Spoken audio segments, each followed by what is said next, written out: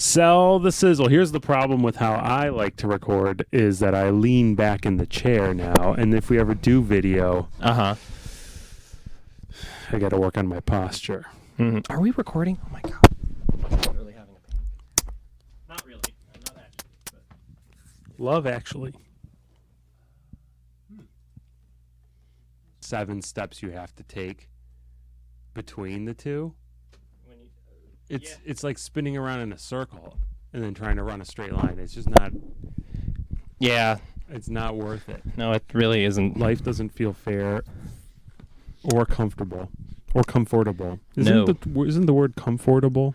Well, it's comfortable. And we say comfortable? Comfortable. Yeah. I don't think anyone in the English-speaking world says comfortable. Comfortable. Are you comfortable in that chair? Oh, well, yeah. So when people enunciate, they usually enunciate the latter half of that word. So they say comfortable. Comfortable. Or wait. Now you got me thinking about breathing. This is like, you can feel your tongue in your mouth.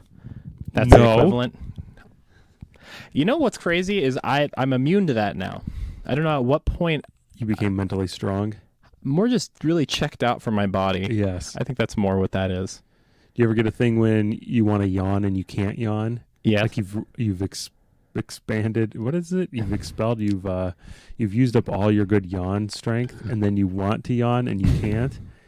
You're fatigued. You have yawn fatigue. You're yawn tired. That could have ruined my life multiple evenings. Really? I'm like trying to go to sleep, and I just get a good yawn, and then my body's like, "No, you need another yawn." And I try to yawn again, and I can't. I always picture like a hill, a car trying to go over a hill, and I can't get over the hill, and I'd have to get up and walk around, maybe get a granola bar. These are the details of my childhood that people are very interested in. And you'd get to the point where you could just get enough energy to get in one good yawn. And oh my, the way to start a podcast is to talk about yawning. If you don't talk about yawning, how are you going to get people to leave? How are you going to get people in to put on the podcast, play it all the way through if they're not asleep a minute in? So, happy Friday. Happy Friday.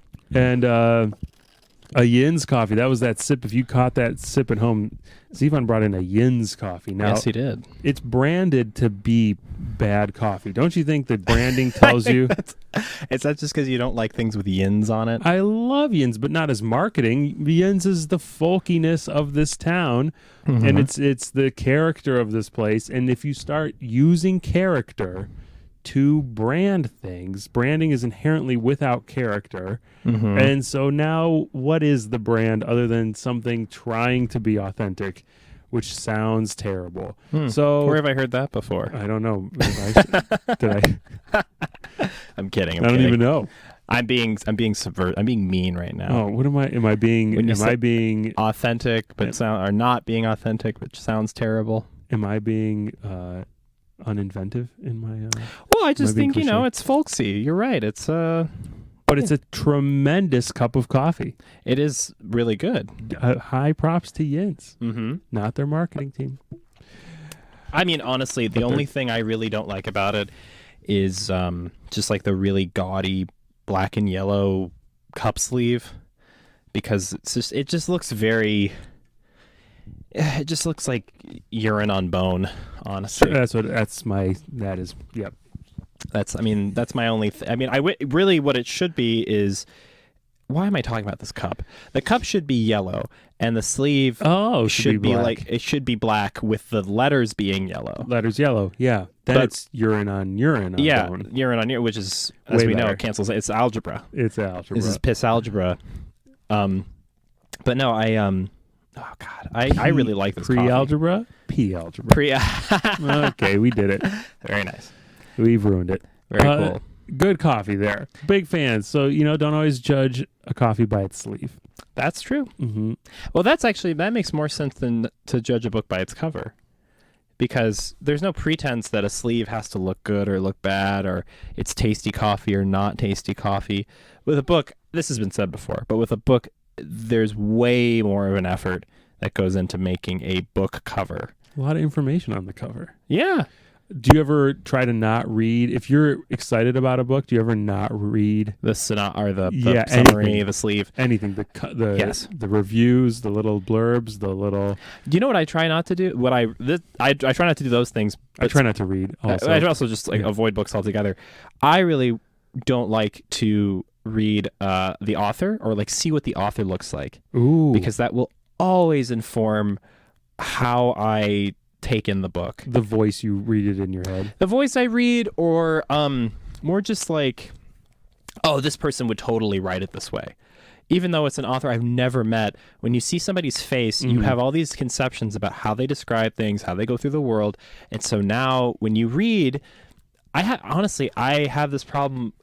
Like if I know the gender of an author, sometimes that 100% skews how I read Yes. the writing. Yes. And it could be technical, it could be nonfiction, but if I know it was by a guy or if I know it was by a woman, it just like ever so slightly, probably not so slightly. Not so slightly. Not so slightly at all. And I couldn't even really tell you what my biases are. I don't even really know. Oh, I think, Well, it's the same thing you say that women aren't funny. You say women can't write. Those are the two I things. have said that on multiple occasions. It's written on your shirt. Too. No, it really is. This is why this is audio only, Chris. Nope, sorry. Yes, I know. It's right. You put it in different. I'm much more like hearing the voice. Oh, like the narrator?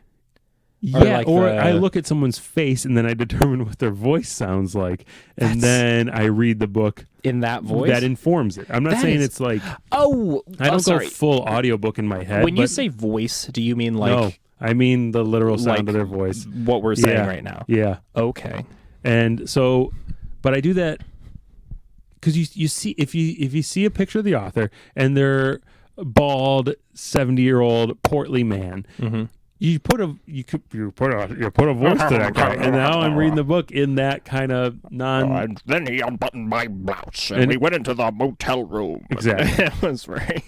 Give me the most like raunchy smut, and you'd still read it like Winston Churchill. Exactly.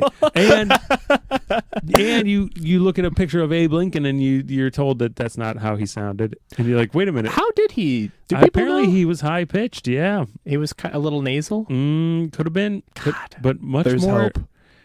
Like there's so much hope in the when world. that girl told him to grow a beard, it was probably because he didn't sound tough when he talked. Oh, well, didn't he also? He was also not a musician. What's the word? He was a wrestler or like a boxer. Oh, yeah. Let's Abe the Boxer count it. That's history. I'm counting that. Historically true. Well, I mean, to be perfectly honest, there were only two sports then. Well, it was boxing, running, and fighting. That was it. Pretty much. Yeah. No, this would have been cool to see like the first Olympics, because it was all. I think there were like way less events because rifles had not yet been invented, and it was all naked. It was done in the nude. Yeah. I actually kind of I almost sometimes wish if we should still do that. We definitely should do that. Yeah, because you're marveling at the human body, or you're oogling at the human body, and both require you could do both. The human body. I'm moogling you. You got to moogle it. You only like me for my body. That might be true. I'm also marveling at the biological machinery in front of me. I'm moogling you. Either way, skin is what does it. Now you've seen like a slow motion of a person running that you're not attracted to, but you see their muscles rippling and impacting. Like, oh my goodness! No, yeah. I mean, it would be nice to see where those ripples end. Where do those ripples end? We're already extrapolating. They have to go somewhere. Ripples don't just ripple out of nothing. Yeah, no. This is a law of physics. It's the conservation of groin. Of groin. There's a groin and an armpit. There's and a zero-sum groin game, and it ends at the fingertips. Mm-hmm. That's probably I think we saved it. I think we saved the yawning intro. Oh yeah, I got it. We tiptoed the line right. We negated it. Mm-hmm. I'm in the middle of Norm Macdonald's book. One. Sorry, which one? The Yin's Coffee. Well, apparently I don't know. Are there more than one? All I know is based on a true story, not a memoir.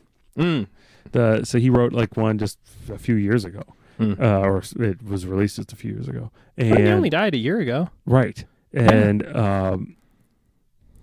You can, I would love for someone to read that book who has no knowledge of who Norm Macdonald is and tell me if the book is what their impression is and if it's funny at all. What voice they use in their head. Exactly. Because I'm just putting it all in his head, and it's almost like, I think it even takes away from the humor of the book in a way. It adds and takes away. Because I'm almost just like rolling my eyes, or like, there goes Norm Macdonald being Norm Macdonald when I read the jokes in the book. But if I just thought it was a serious author, I might have been giggling. I wonder about well, I think that's also part of the intention, is you're supposed to feel like you're in a room with someone you know.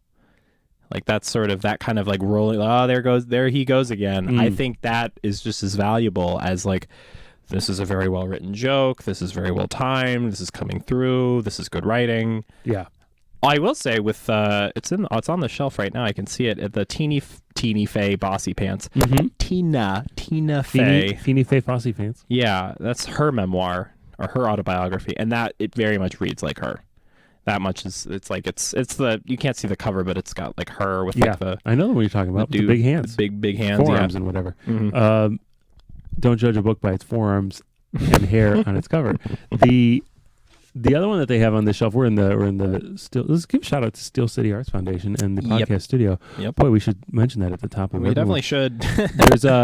There's the George Burns All My Best Friends book, and like I know George Burns, of course, as a very old man, but of course he had a long career, and he had a career as a young man, and I don't read that book in any voice. Really? Like I just know a gravelly voice of an old man, but I'm like, that's not who's writing this book. It's a younger guy. And then I read it and it wasn't funny at all. No, it was fine. It was a great book. All I remember his complaints about the Marx Brothers, but go ahead. I have a friend who, she's a writer, and she's a very gifted writer, but she could be on the podcast. She could be on the podcast. She lives in Texas. Actually, we do a call in. This is the gifted conference. Yeah, any gifted people are welcome to join in. Oh, she's very gifted. True? Oh, she's. And what is a gift? Well, we don't know. I know it when I see it. I don't. You know what I don't like is the gifted part of gifted and talented. But we didn't have and talented, by the way. We were just gifted. Was it just gifted? Back in my day. I don't like that. I don't know. It's to me, well, because you can't just call them talented. You can't just call them book smart either. Yeah. Well, if you can imagine, like, if you just called this group of kids talented, that comes across a little weird. Like, you can be Einstein, but you could also be Beyonce. Like, it kind of makes it seem like these kids get everything. But then, which is very much not the case. But then, gifted doesn't happen. Gifted is like, it's too like, I don't know, like you've been bestowed something or yes, genetic gifts or something. Sure. You have to, there's a balance. There's a humility in calling it a gift. I think that, and there's an arrogance in calling it a gift. Yeah, it's all, I don't know what you call these. I mean, I would always go by better. Right. Exactly. I'm not GT. I'm just suited. Suited for the world. Well, what do they call it? Well, endowed. No. What the fuck is the word I'm thinking of? Well adjusted. That's the last one. But that's not true. Would ever put on that group. That's 100%. Yeah, a lot of, you know what the real, like, who the real winners were. So I used to go to a science academy. Oh my goodness! It's like, this is the name of the high school, or is this an after school program? So it was basically, there was the high school college park, and then the third floor was devoted to the Academy of Science and Technology. You were in a bigger city. This is Houston? Is this all in? It is outside of Houston-ish. Yeah. There are magnet schools where the whole school is the magnet school. I think my mom went to one. She went to a music and like performance magnet school in Galveston, maybe. I don't know, at some point. Amazing. Yeah, no, she's a talented woman, but not gifted. I'll let her decide. What am I even? Well, the thing is so there were the classes that the academy kids took.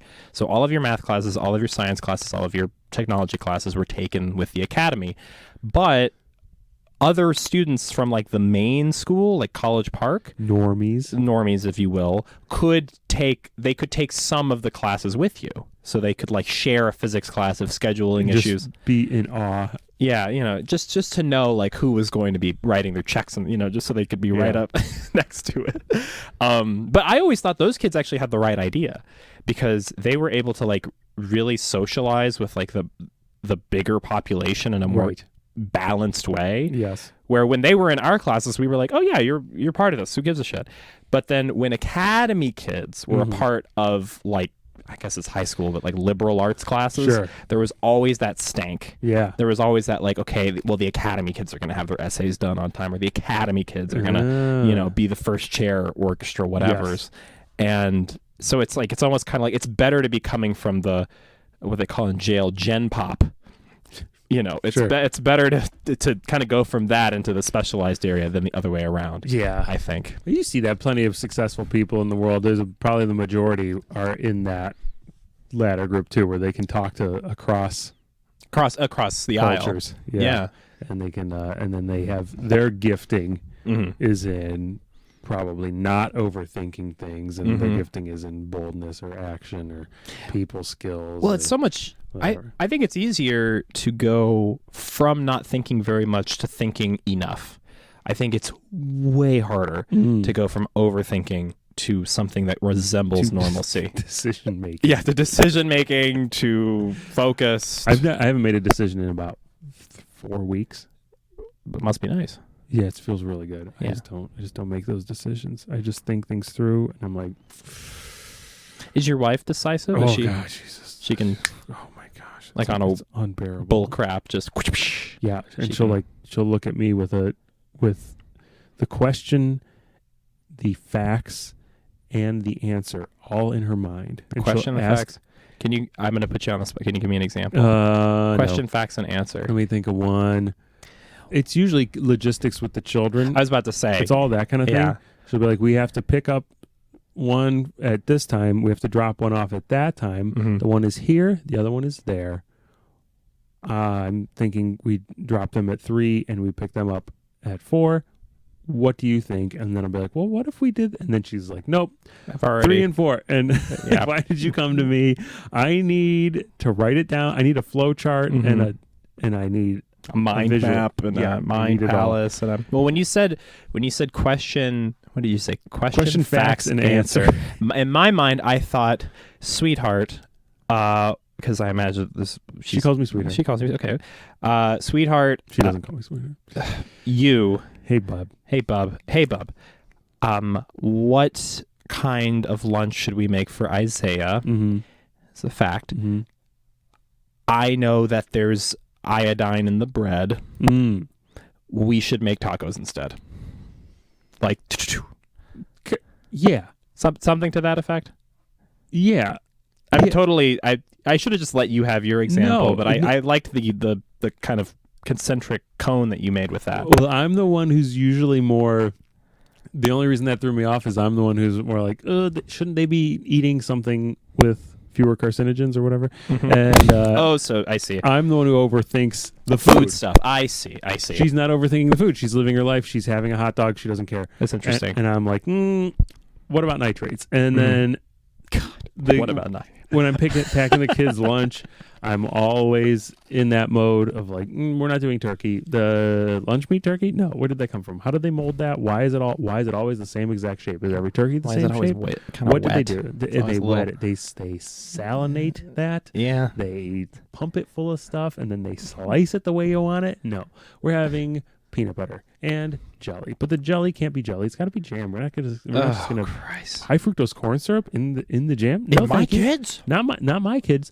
And the same thing with the peanut butter. Do we want peanut butter that's just pumped with canola or sunflower oil or whatever oil they put in there? The emulsifier, yeah. Just give me peanuts, ground peanuts. We should throw dust in our kids' faces, and then they should go outside and run for 10 hours. And that's, you look at the kid, and then my son is eating a piece of paper for fun, and you're like, why am I protecting you? Then you remember why you love them. why do we even try? So yeah, it does. The lunch example does hold, but she's more like what's in the fridge and fits into the box. She's got good macroscopic thought. That's good. And then I'm overthinking everything. Well, it's so necessary to know when to like cut off the line of inquiry, because that's like okay, what should we buy? And then stop at the refrigerator door. Yeah, and then I'm Googling canola oil. Yeah, looking at like what is a canola? Yeah, and I still didn't find that out, but I know that canola stands for Canadian oil low acid. No friggin' way isn't an acronym. Yeah, Google it. I my phone's over there. I think it's like Canada oil low acid. That's insane. I swear to I thought canola was something that like Caribbeans put on their babies as a form of like christening. Exactly. I seriously thought it was like a you're telling me it's an acronym. Dude, I am in the again. I don't you know. just blew my mind with stands for. Do we get too far into the what am I my Gymfluencer bro health whatever I get into conspiracy theories? But there's people who are like and I haven't done this is probably actually easily verified, but that a lot of the oils, these vegetable and seed oils as they will call them, come from that were originally produced for industrial processing. So they were used as lubricants in machinery or whatever. Yes. And that's why we have them. And if you would just listen to the Greek people and stick with the olive oil, you'd all be fine. Oh, that makes kind of anthropological whatever sense, because I guess it's like when you have these industries, you need processes to make these oils en masse. Mm-hmm. So I imagine it was very much like a convenience. Like we already have these oils. We already, green revolution is happening. We need to be able to like take all of this new agriculture and turn it into food for people. Yes. Let's square the circle. And what are these high-end, whatever types of fats? And so then what are the bad hydrogenated fats? And then we'll tell them it's the other fats that are bad, that these fats are good. You got to market it somehow. Yeah. You got to get people to change. High smoke point. Oh, yes. Always like a high smoke point. On canola? I think on definitely on like sunflower, safflower. Yes. I would use those, and you can get those up to like 450. Nothing's burning. Oh, yeah. You're searing your steak and you're killing yourself. Can I put it in butter, Zivan. Butter. I do use a lot of olive oil. Olive oil's great. Avocado oil. And avocado's num. I love avocado oil. And it's clean. You can do coconut, I believe. Yeah. You can do. The nice thing about all those, you don't have to refrigerate them. You That's get your true. ghee. Put your ghee in a jar. Leave it there. Ghee is... It's a clarified butter. I've only seen it.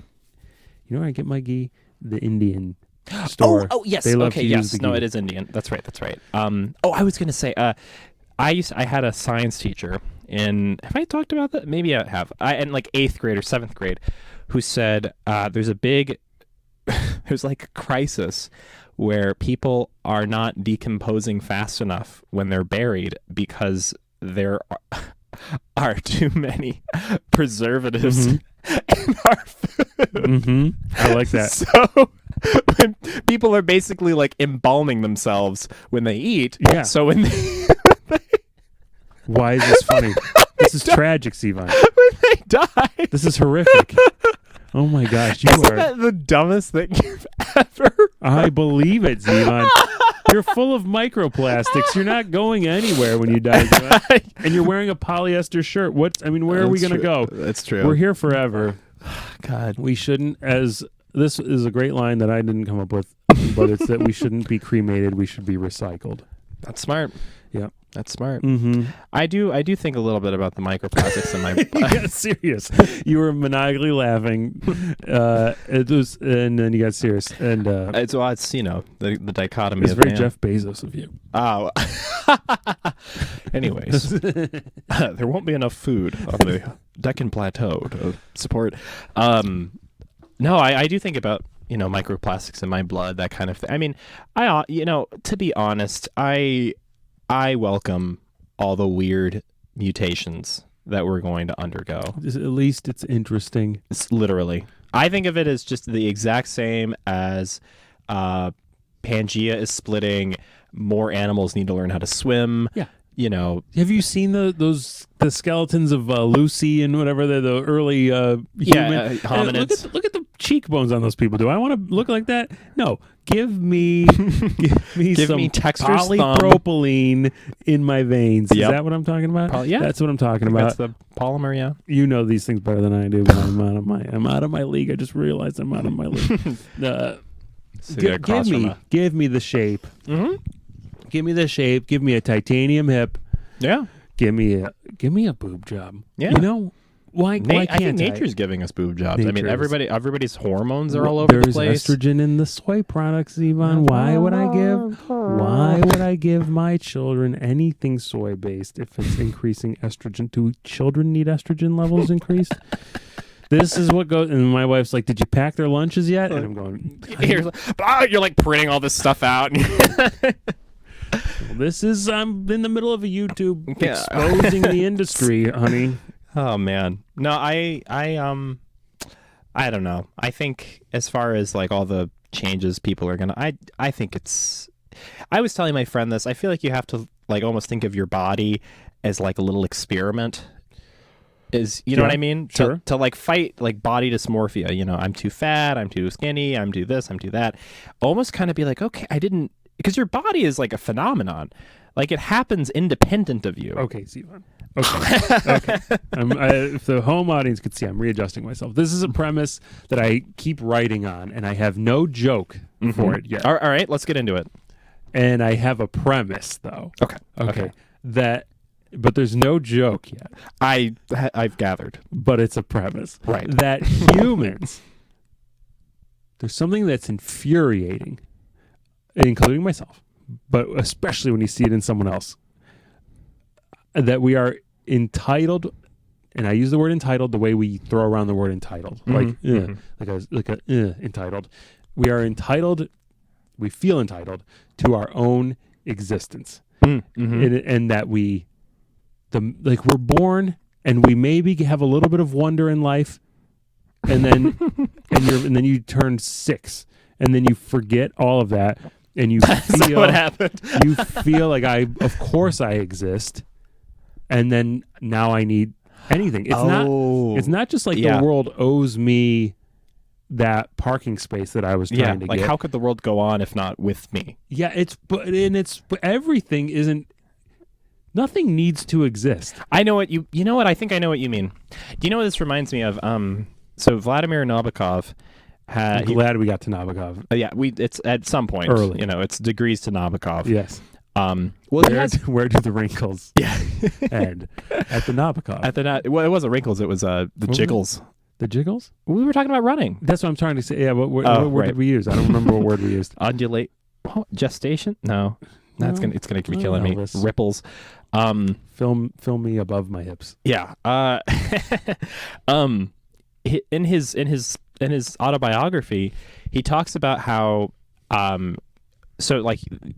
your life is sandwiched between infinite blackness and infinite blackness. Mm-hmm. There's the time that you were not existent, and then there's the time after which you don't exist, and your life is this little sliver of light. But he doesn't even say, it's not even just like, oh, so life is very precious. He basically says that there's this weird creepy feeling, and when I read this, I was like, I've never had anybody verbalize this, articulate. Yeah. But when I read it, I like got chills, because there's this weird thing, and I distinctly remember feeling this way as a kid, where if you look at pictures of your parents right before you were born, or like them before your mom was even pregnant with you, where she's just like hanging out with your dad. Hot. Yeah, go ahead.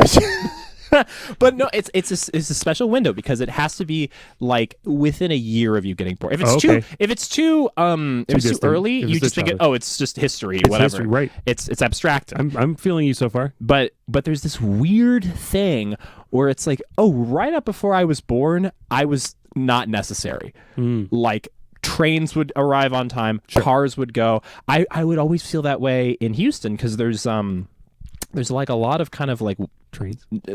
Trains. Well, there's a lot of like 90s-ish architecture. Oh, sure. Right. Here in that, like kind of like slick metal street lights. Same thing. Yeah. Right. If you see an ancient building versus seeing a building that was just before you were born, and you kind of like you walk into a building and you're like, oh, like I'm. God, I mean, I really wish I was Nabokov, because he puts it so well, but I'm just like, that's so spooky when you think about that. And it's the same. What he basically says. Go ahead. Well, it's the same feeling that you get when you think about, oh, when I die, life will keep going. Mm-hmm. It's just the inverse of that. Right. But they're both spooky. That's interesting. Where it's like life didn't need me to keep going, and it also doesn't. And it's not even like a depressive thing. It's just like this jarring kind of. It's like, oh, I'm here, yeah, but I'm not like self-justified in that. Every time I look at Billy Idol, Yeah. I go, that's where I wasn't. Mm-hmm. And then I look at Michael Jackson. I did They sometimes. overlapped a lot. But anyhow, Yeah. I heard on a podcast once, another podcast, it was Pete Holmes. Pete, You Made It Weird. Great podcast. Mm-hmm. And they talk this kind of stuff a lot. Mm-hmm. And he had Weird Al Yankovic on, Ooh, who I adore. you made it Weird Al. And exactly, I think they mentioned that a few times. Weird Al has a quote from that stuck with me forever. Mm-hmm. Because they're talking, because Holmes always gets into what happens after you die. Mm-hmm. And Al, beautiful. Al said, Go on. if I may call him Al, said, infinity goes both ways. That's yeah. I And like it that. really hit me. I was like, wait a minute. I never was here. Mm-hmm. Pretty cool. Yeah. Well, I think it's important when you think about it backwards. You can't think about it too far backwards, because then it becomes abstract. It's all abstract. Yeah. Even the future, even as a what am I going to call myself? A man of faith? I don't know what I am. Mm-hmm. I'm trying to be a man of faith. The idea of some sort of eternal bliss, eternal?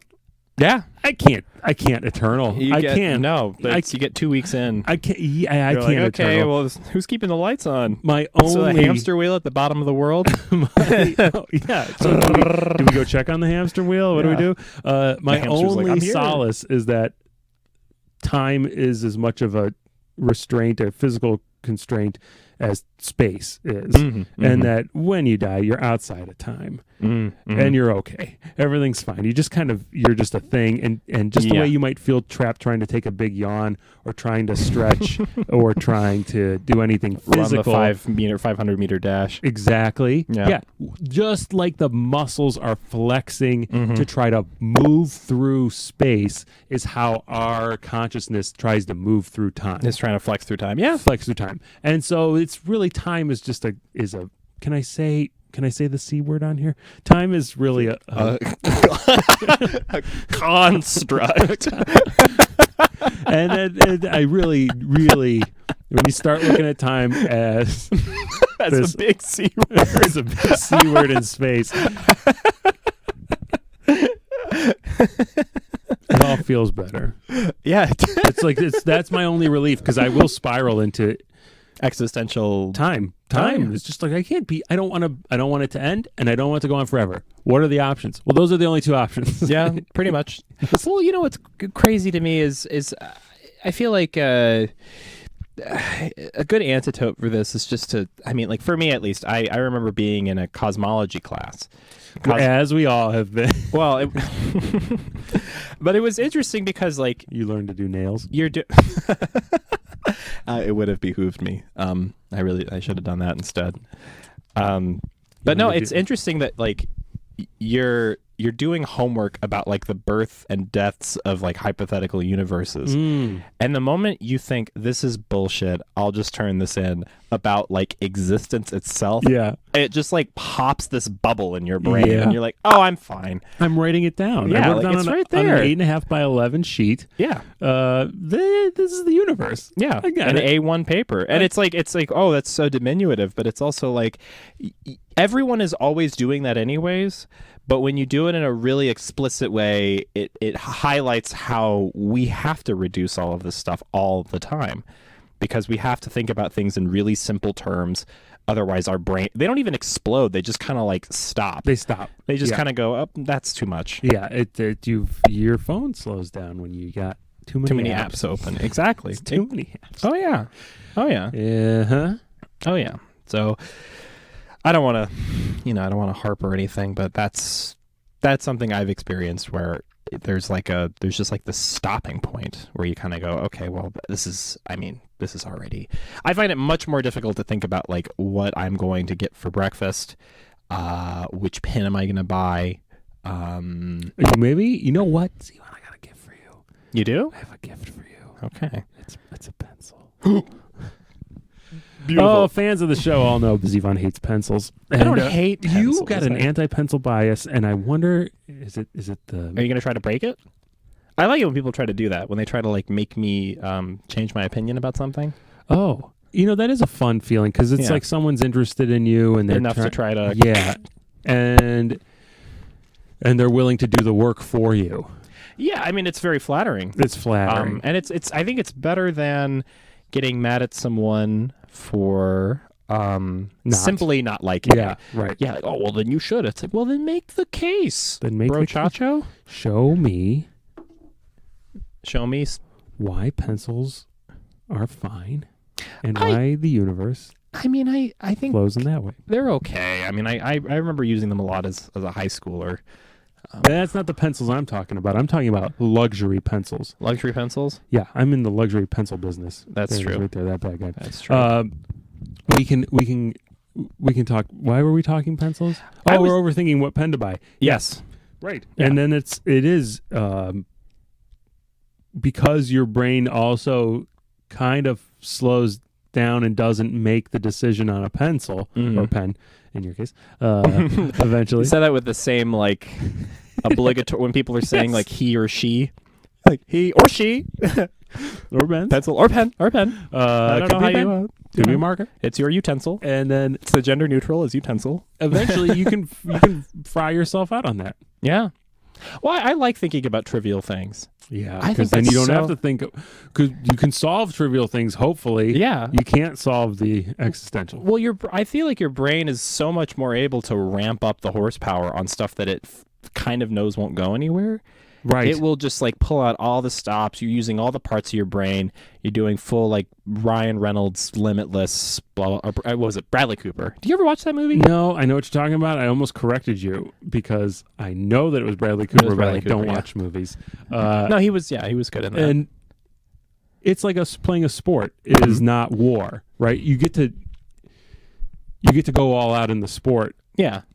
full adrenaline, fear of kill or be killed, and you get to go fight, but it's not war. Yeah. And it's the same kind of thing with decision making. Giving a huge opinion on a cup of coffee and the branding of Yin's coffee is a fun way to exercise the heck out of your brain, but there's no consequence. Exactly. If I get it wrong, I get it wrong, and it's fine. And really, isn't that life? Yeah. Sandwiched between the darkness. What are you working on? In comedy? Yes. As a bit or in general? Well, actually, which were you more prepared to answer? Neither, but I'm most excited about currently my last maybe 4 times on stage. I have been ill prepared, and I have used the last 10 years. It's such a. We can talk about that number later, but the last 10 years of me being in comedy, I have used that as my preparation. So I've said, I have enough instincts and, I see. and macro skills, to use the word macro again, to sustain 5 minutes of stand-up comedy. The 10 begets the 5. Sure. Yeah. And like Begets, Jesus. the great thing, because I have always been an over-the-top preparer for a set. And I love having spots on the calendar because I will devote 2-3 days of my week, depending on the set, weeks.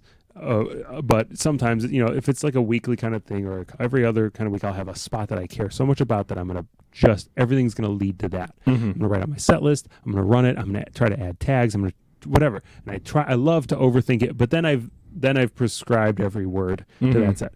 And the nice thing about flipping it and being what I'm calling unprepared is that I got 3 bullet points, and then I'm going to be a human in the moment and be present. Yeah. And so that has been what I've been working on, quote unquote, of just presence then. Yeah, and I can even satisfy the preparation part of me by saying, okay, here's a spot in the joke where I can take a moment to be more present. like a little milestones. You're preparing the presents. Yeah. you're I'm like, manufacturing the and spontaneity. here I will be mindful. Exactly, which is It's antithetical. yes, but it does also give me that little kick back into being present. Yeah. So, and I just discovered a new one. I'll give you my example here. All right. So I just did this joke at the Great Teeny Fest that happened this week. It is happening right now, but will have happened maybe by the time this is released. Who cares? But the point is me.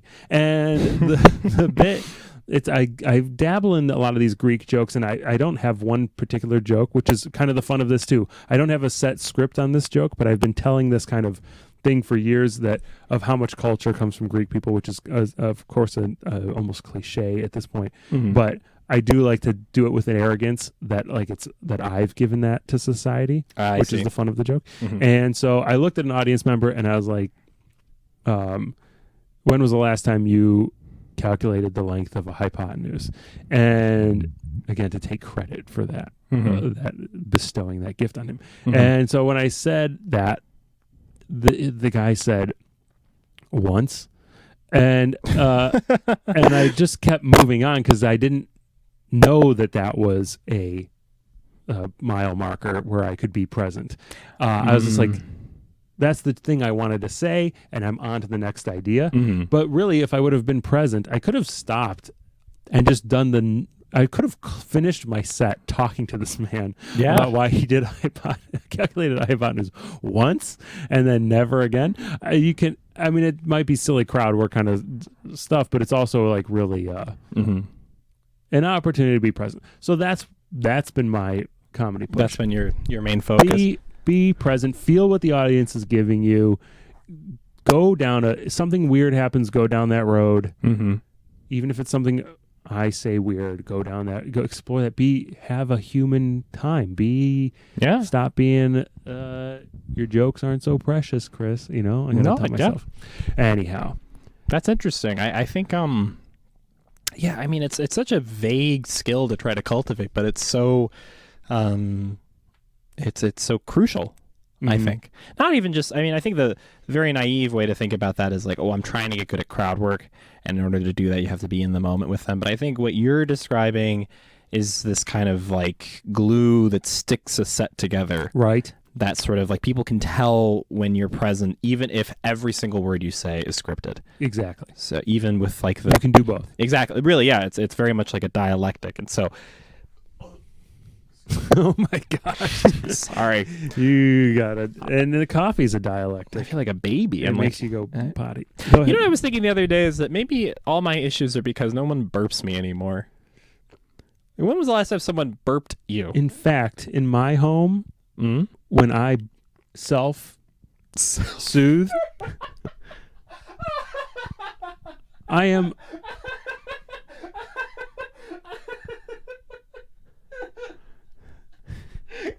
and I am treated as a pariah. Is that right? When I become self-sufficient. Of course. No, people hate to see you win. It's the suffocating mother who wants you to be burped on their terms. Zivan. No.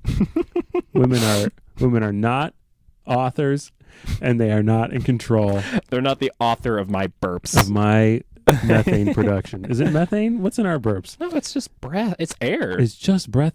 Wrong. It's like a diaphragmatic. Wrong. It's. I'm done. I'm done. So it is a weird thing to say that I'm trying to be more present, but I am trying to be more present. And the other thing, boy, I'm just gonna overanalyze my Teeny Fest set. But it was really cool. Yeah, how did that go? They gave you 5 minutes, which was when they said. They sent out the thing, a couple days before, everyone's doing 5, and you go, huh? I can't do 5.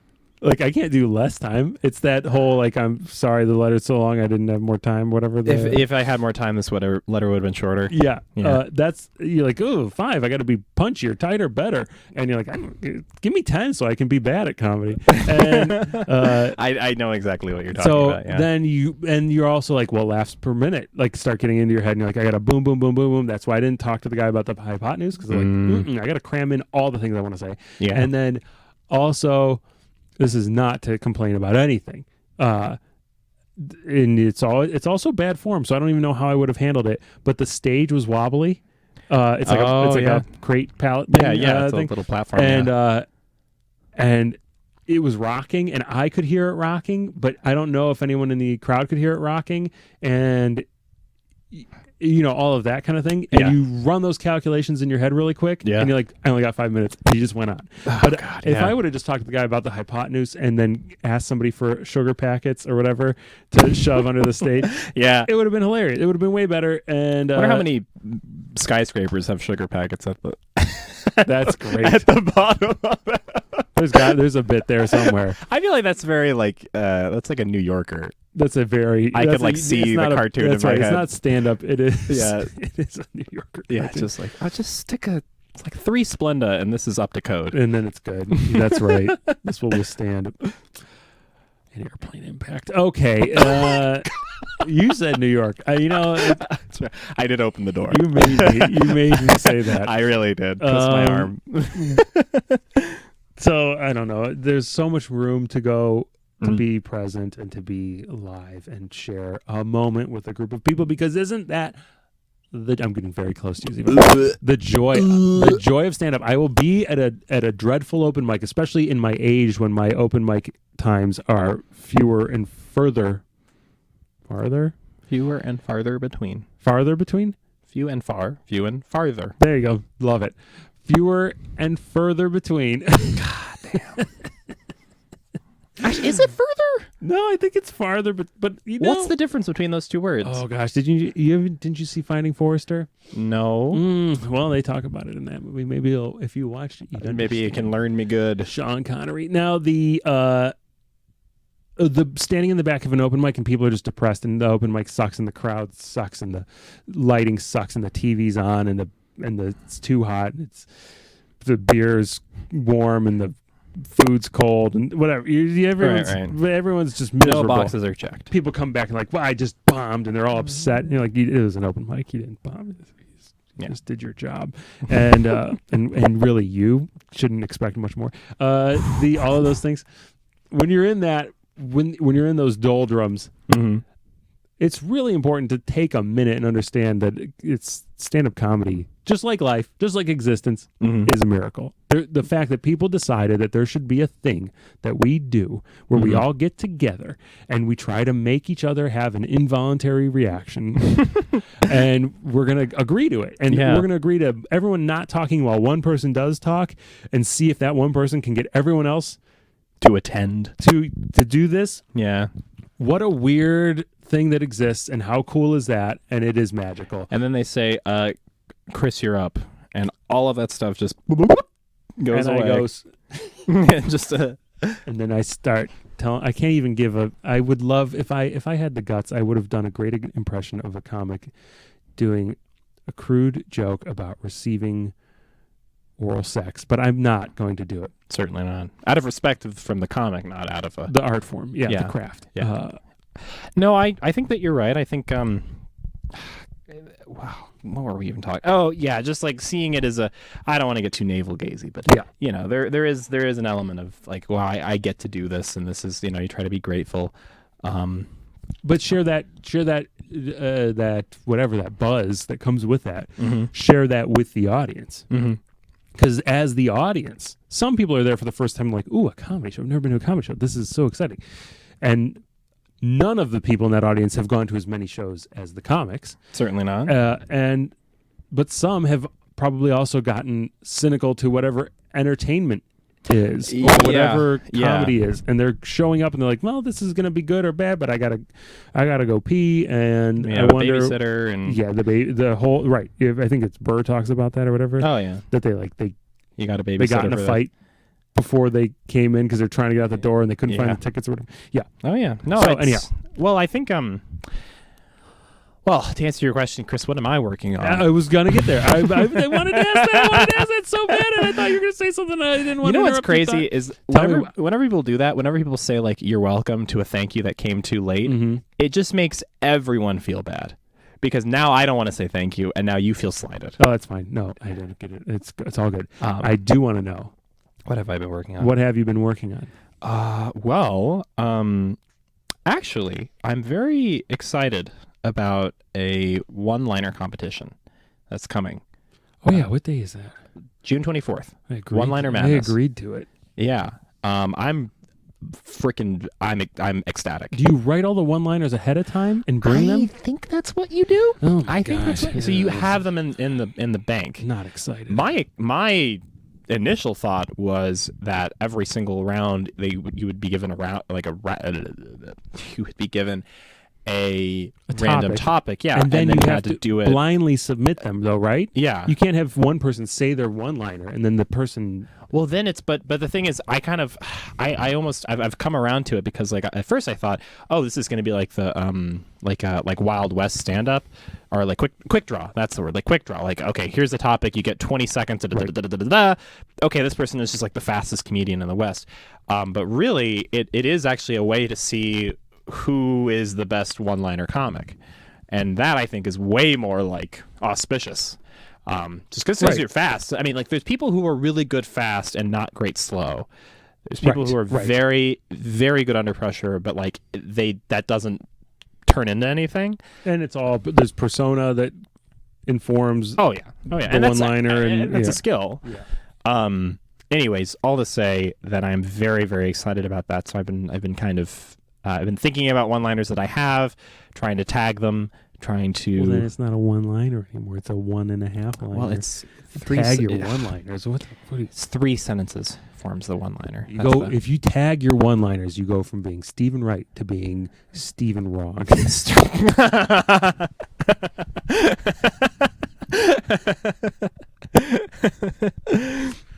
Oh my goodness! My initial plan with that statement was that you're going to be a nobody, but Stephen Wrong. No, that was better. That was better. That's because you're the fastest gun in the West. Ooh, yeah. Oh, it's going to be a quick draw. Yeah, is it? But anyways, I've been excited about that. So, and it's not even just like I've been thinking about my one-liners, but I'm just in this state of kind of punch up right now. I'm trying to kind of make things snappier and better, and I'm coming out of like a big slump creatively. Life is a slump. Life is a big freaking slump. Yeah, I didn't feel your slump. Well, I did. I feel every little fluctuation. It's like God. Okay, forgive the. But I know this, and that's the whole purpose of quotes is to use them again. There was this violinist who they asked her, basically just about her practice, and she basically said, if I miss a day, I know. If I miss 2 days, my teacher knows. If I miss 3 days, the orchestra knows. And if I miss 4 days, the world knows. And I was like, Jesus Christ. And that is kind of, I didn't know this person exists. How do I know? And No, they missed 4 days. No one cares. well, No one cares about your craft. I wonder about that though. Mm. I think, well, what's crazy is that You're saying you can't have an impact on the world then? Well, if you're not dedicated enough? well, here's what happens. Yes. That might be true. Well, I agree with that. Yeah. I think what really she's saying is every day that I don't reach a certain standard, I feel worse and worse and worse. And that inevitably bleeds into whatever I'm performing. Because you've tied your self-worth to slinging jokes? As you should. As you might. As you should. But What else am I going to stick my self-worth on? You're the miracle of your existence. No, Either the randomness of everything coming together, or you're being made in the image of God. Those are your two choices, and they're both pretty amazing. So just accept that. I guess they're both equally miraculous. It's kind of cool. And have a cookie. Have a ball. Well, but yeah, punching up. That's kind of been the. Yeah, God, it's I always forget just how great it is. It's just such a I don't know.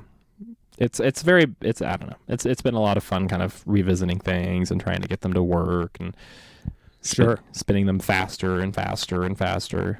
Yeah, that's true. And then there's so many sides to that of both. When you picture a classical musician, because you said violinist, that's what I have in my head. Mm-hmm. It's that I'm going to use a quote now.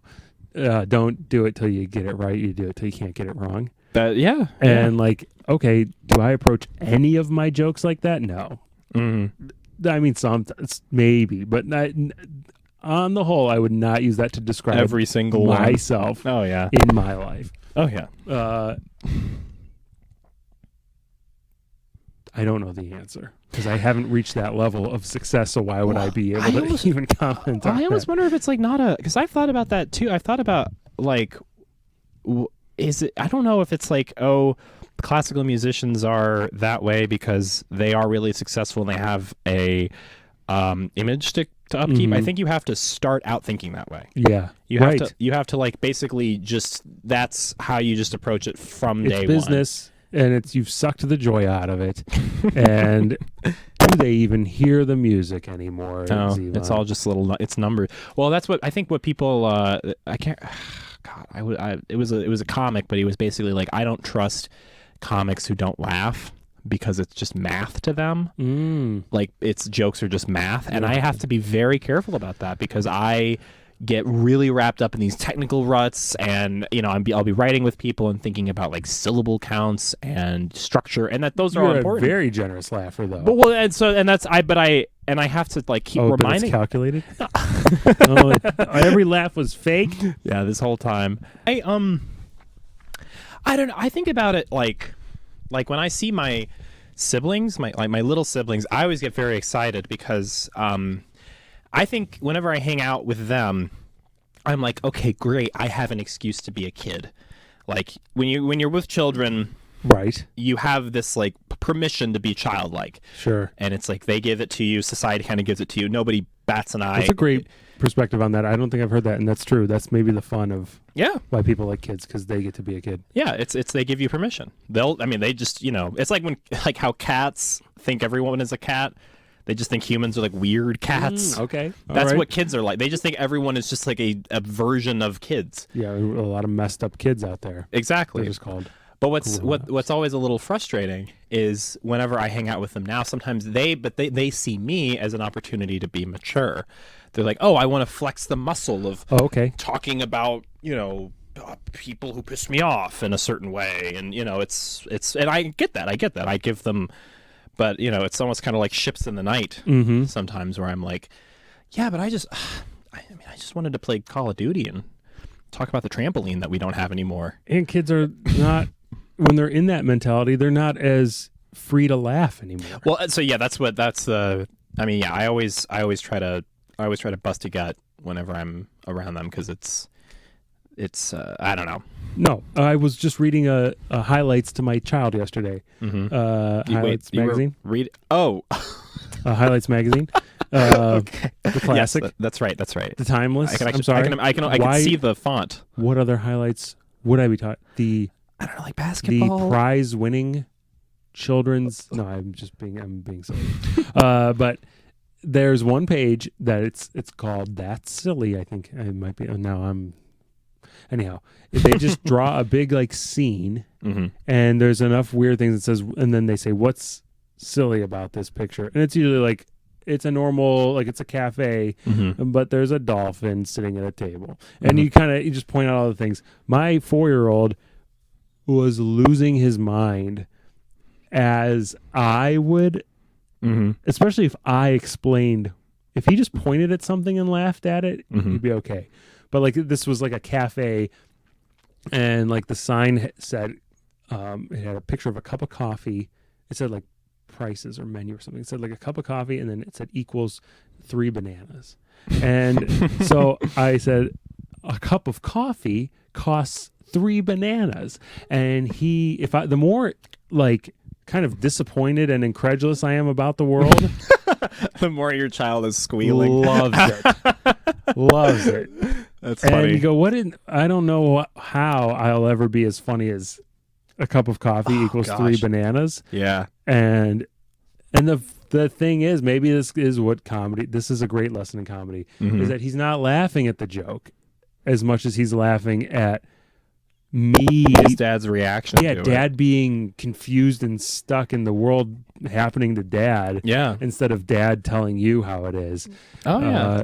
Well, because I think little kids have such a flexible ability to accept weird stuff. Mm-hmm. So to them, like, actually, yeah, if it had just been him looking at coffee equals 3 bananas, very much is the case that they kind of just go, yeah, that's okay. Yeah. Cool. They're almost like they're like over it in a way. They're Yeah, like, or- that's true. Or is that? Yeah, I guess that's how it is. But- I'm always learning. When he looks at your inflexibility about it, Yeah. he's almost like, he just doesn't get it. Like,